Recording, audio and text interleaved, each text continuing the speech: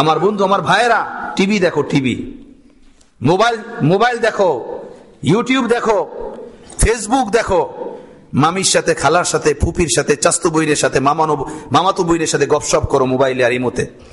কবরে দেখবা, আমিও দেখবো, আমরা সবাই দেখবো বন্ধু।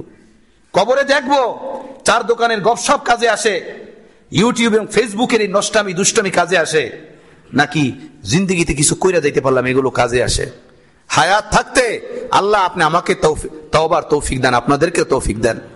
কাজে লাগাই বন্ধুরা, কাজে লাগাই।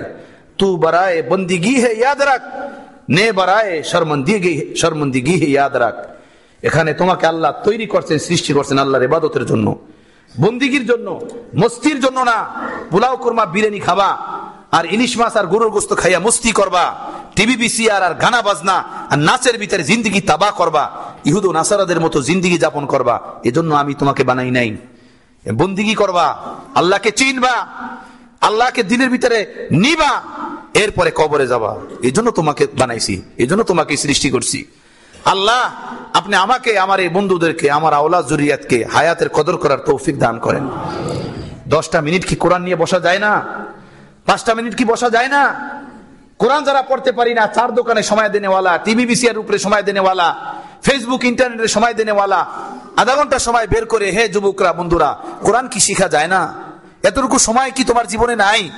আল্লাহ কি তোমাকে 2টা চক্ষু দেন নাই? আল্লাহ কি 2টা কান তোমাকে দেন নাই? আল্লাহ কি তোমাকে পাগল বানাইছে, মাথার ব্রেন তোমাকে দেন নাই? তুমি দুনিয়া কামানের জন্য ঘুর ঘুর করে ঘুরতে পারো, এদিক ওদিক যাইতে পারো, আল্লাহর কোরআন শেখার মতো একটু সময় তুমি বের করতে পারো না তোমার জীবন থেকে? আল্লাহকে তুমি কি বলবা? আল্লাহকে বলবা কি এই হায়াতের কথা? আল্লাহ নবীর সামনে কিভাবে দাঁড়াবা কিয়ামতের ময়দানে? আল্লাহ আপনি আমাদেরকে বোঝার তৌফিক দেন, আমলের তৌফিক দেন, হায়াতের কদর করার তৌফিক দেন।